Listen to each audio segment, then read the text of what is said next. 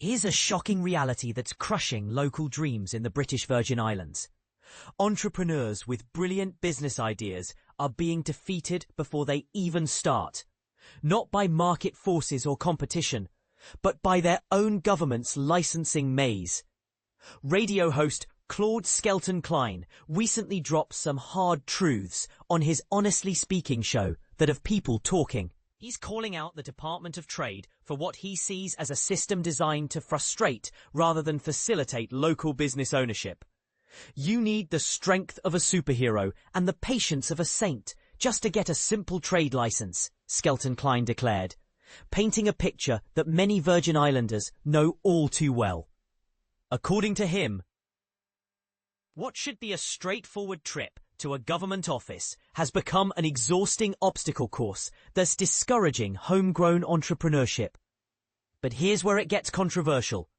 Skelton-Klein isn't just complaining about bureaucratic delays. He's making bold comparisons that might make some officials uncomfortable. While Virgin Islanders struggle through what he calls a backwards double-scribbled process, their counterparts in the United States can obtain similar business licenses with relative ease. This raises uncomfortable questions about whether the BVI is inadvertently sabotaging its own economic growth. The talk show host's frustration runs deeper than paperwork complaints. He argues that local entrepreneurs are being forced to diminish themselves, essentially humble themselves beyond reason, just to navigate a system that should be supporting their ambitions. For a territory that prides itself on financial services and business-friendly policies, this seems like a glaring contradiction. And this is the part most people miss. Skelton-Klein's complaints aren't isolated grumblings. Entrepreneurs across the islands have been sounding similar alarms about the challenges of starting and maintaining businesses in their homeland. The problems they're highlighting include frustratingly long waiting periods for license approvals, confusing overlapping requirements from multiple government departments, and outdated regulations that seem designed for a different era.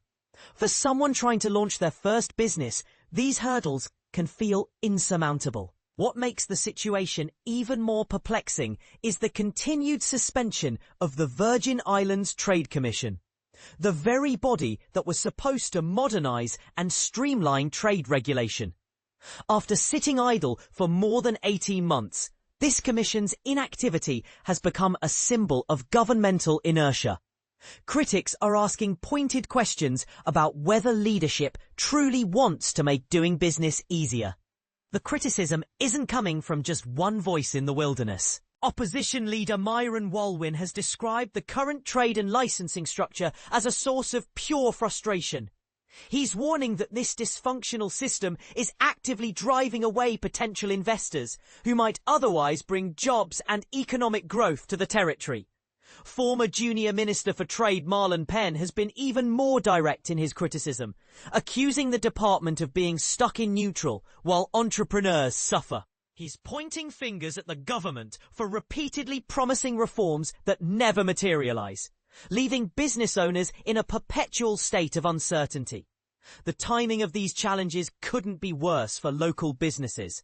They're already wrestling with increasing operational costs, customers who are spending less, and global economic pressures that are squeezing profit margins. Adding bureaucratic roadblocks to this mix feels like kicking people when they're already down.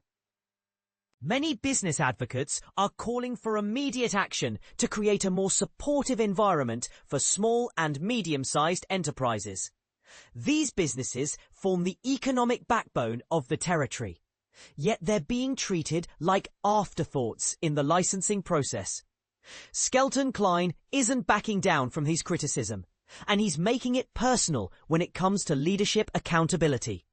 We're literally destroying our own people's chances to run simple mum-and-pop businesses, he argued. When you're in a leadership position, but you're not actually leading, you'll inherit problems and leave them exactly as you found them, while people continue to suffer. His words raise an uncomfortable question that deserves serious discussion. Is the BVI's trade licensing system actually serving its people? Or has it become a barrier to the very prosperity it was meant to enable? But here's what I want to know from you. Do you think Skelton Klein is being too harsh on government officials, or is he simply saying what needed to be said? Have you or someone you know experienced similar frustrations trying to start a business in the BVI? Is it fair to compare the territory's processes to those of much larger countries like the United States? Or should the BVI be held to different standards given its unique circumstances? Share your thoughts and experiences. This conversation affects everyone who dreams of entrepreneurial success in the Virgin Islands.